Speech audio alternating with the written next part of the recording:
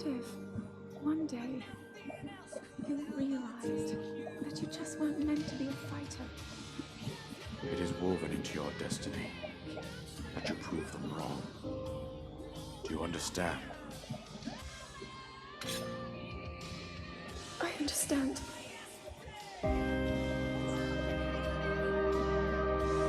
Do you know how the gossip mongers refer to you?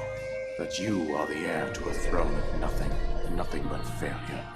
If that was the only thing you were ever told, I wonder then, would you have chosen a different path?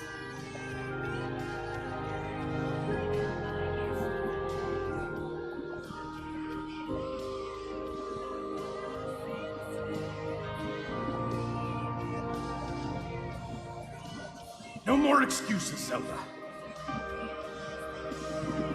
How did it come to this? Everything I've done up until now, it was all for nothing.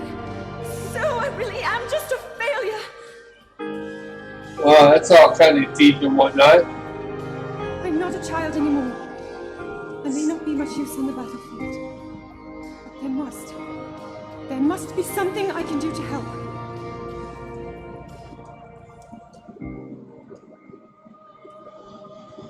That was interesting.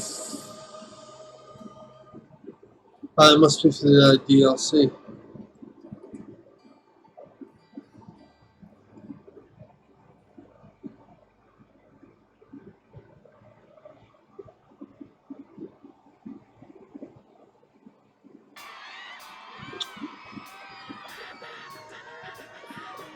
My name is Nico, Nico, and these are 10 weird facts about Grand Theft Auto. If you haven't checked out the other videos on this channel, make sure to check out Weird Facts Call of Duty, The Witcher, and Fallout.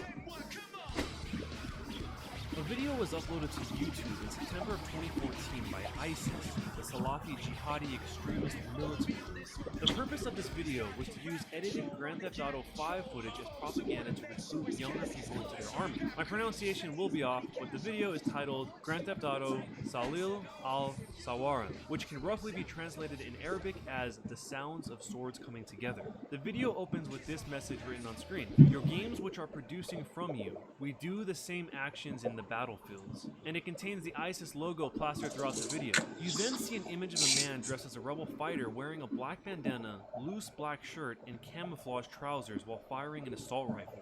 Later in the video, you hear fighters shouting Allah Akbar, which means God is greater or God is the greatest, as they attack police officers and the military base in Los Santos with AK-47 rifles. According to a Forbes article, ISIS was using this video to raise the morale of the Mujahideen and to train children and the youth how to battle the West and effectively strike terror into the hearts of people who oppose the Islamic State. It is unclear whether ISIS is just using GTA 5 footage to recruit young members, or if ISIS has actually developed a modded version of the game and are using it as a training tool. When Rockstar released the Beach Bum update for Grand Theft Auto 5, a pretty severe bug was introduced for some in Japan. The Beach Bum update was supposed to include new vehicles, weapons, and quite a bit more, but it also introduced this. Yep. The characters of some players from Japan suddenly had an appearance swap, where younger characters became old, white characters became black, and men became women. Some of these changes also happened in reverse. And of course, whenever something bizarre like this happens, people took to Twitter to post images of what happened to their characters. Here are some that were posted when men became women, and here are some when women became men. This bug, of course, has since been resolved. Towards the end of GTA San Andreas, a corrupt police officer named Frank Tenpenny is acquitted of his crimes, which sparked citywide rioting. This was a reflection of the real-life events that took place in Los Angeles in the early 90s. Several LAPD officers were videotaped brutally beating a man named Rodney King after King had engaged in a high-speed chase. Due to the court's inability to draw a verdict, the officers were acquitted, causing public outrage and race riots. 53 people were killed, over 2,000 were injured, and an astonishing 8,000 plus people were arrested. The riots only ended after the military was called in. Nearly 4,000 Los Angeles buildings were burned with over $1 billion in property damage. In San Andreas, the Los Santos riots ensue for a similar purpose, starting with the corrupt police officer Frank Tenpenny being acquitted because of a lack of evidence. The LA riots took place in 1992, the same year that GTA San Andreas is set in. What? The The GTA franchise has been hit with over $1 billion worth of lawsuits. Back in 2010, Cypress Hill backup singer Michael Shag Washington claims that Rockstar ripped off his likeness and details from his life in order to create the main character of GTA San Andreas, Carl C.J. Johnson. Washington filed a lawsuit of $250 million even though he was credited as a model in the game. He lost the lawsuit, and the ruling stated this: plaintiff is relying entirely on CJ's physical appearance in the game, but that appearance is so generic that it necessarily includes hundreds of other black males. Among all the other lawsuits, there were cases that included rapper Daz Dillinger suing for music copyright infringement, Mob Wives star Karen Gravano suing for using a storyline similar to her life story, at least a part of it, and Lindsay Lohan for using her likeness on promotional material. None of these lawsuits were successfully executed. In June of 2003, driver and passenger Aaron Hamill and Kimberly Bede were shot by two boys named William and Josh Buckner. The boys had taken two rifles from their home, hid in the trees, and started firing at passing vehicles on a busy highway. In their defense, they told investigators that they got the idea to shoot cars from Grand Theft Auto 3. Jack Thompson, the lawyer representing the family, said, "We are going to show that this game did influence these boys and cause them to go out and shoot at these people." Sam Hauser, the president of Rockstar Games, said how people behave in the game was their own choice. That same year, a teenager named Devin Moore went on a killing spree. He was caught by the police on suspicion of stealing a car, at which point he grabbed a gun and shot two officers and a dispatcher. He then grabbed a set of keys to their cop car as he made a quick escape. He stole that police car but then was quickly captured. The connection to GTA was made during an episode of 60 Minutes where a student demonstrated a mission that mirrored Moore's actions, escaping a police station, killing officers, and then escaping in their police car. When Moore was caught, he reportedly said, "Life is like a video game.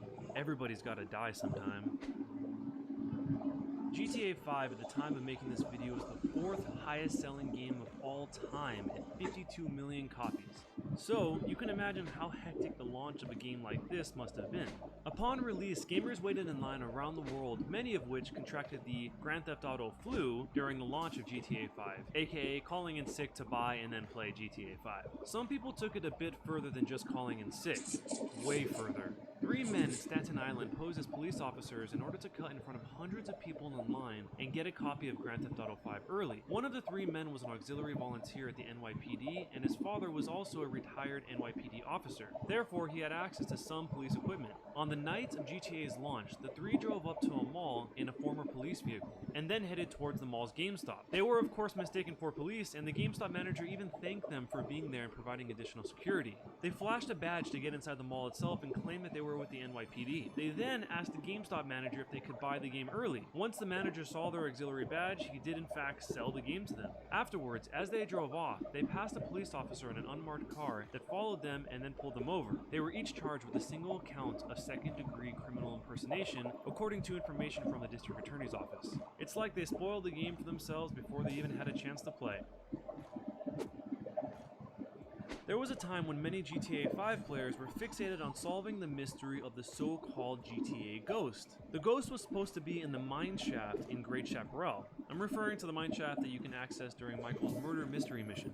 In this footage, you can hear the eerie music come on, and then you see the Ghost catching fire from the Molotov and then running down the mine shaft before it disappears again. There was an ongoing debate on whether or not this was a real Easter egg that Rockstar put in, or just a somewhat elaborate hoax. Some argued that this was a product of abusing the invisible clothing glitches and selectively covering the character's entire body in invisibility, whereas others thought this might actually be the ghost of the body that you find in the mine shaft during the murder mystery. Since it's been tested by so many people, the general consensus now is that it's not actually real.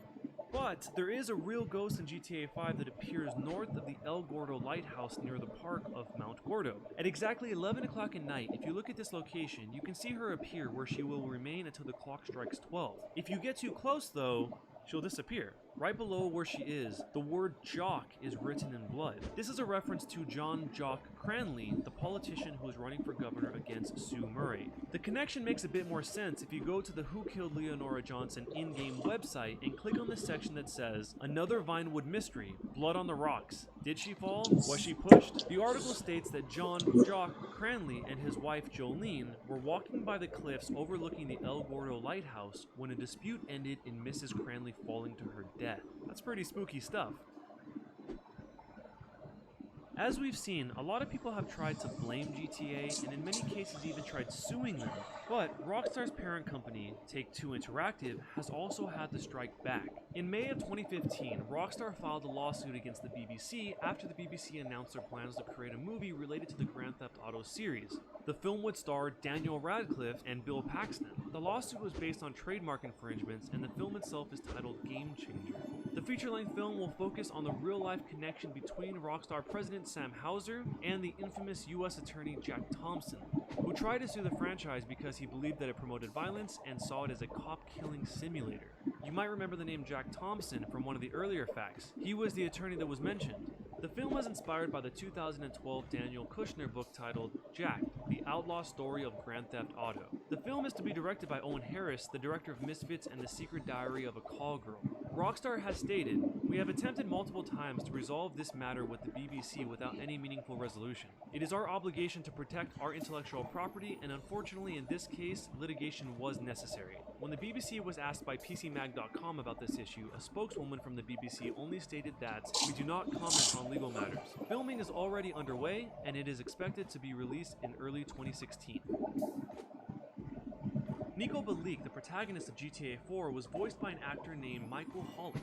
Despite the Eastern European accent you hear in the game, he's actually an American actor from New York. He spent 15 months working with Rockstar in developing Nico's lines and got paid $100,000. After the game's release, during a New York Times interview, he vented his frustration that he wasn't paid enough and he received zero royalties or residuals. He stated that the work that he did should have earned him more considering the amount of money that GTA 4 made, over $600 million within weeks of release. After this dispute, Rockstar and Hollick were not on good terms, and that's why in the Ballad of Gay Tony and in the Lost in the Dam DLC, Rockstar just reused his voice instead of recording any new lines. In an interview with MTV, Rockstar's Vice President of Product Development, Geronimo Barrera, was asked if Nico's voice actor was brought back to contribute new lines for the DLC, and he replied, "Hell no." Afterwards, he said that Hollick's union failed to take the proper steps to get him more than the $100,000 for his work.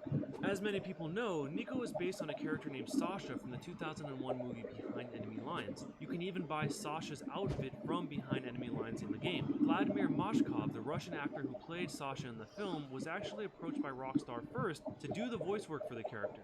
But Mashkov declined, and the role ultimately ended in the hands of Hollick.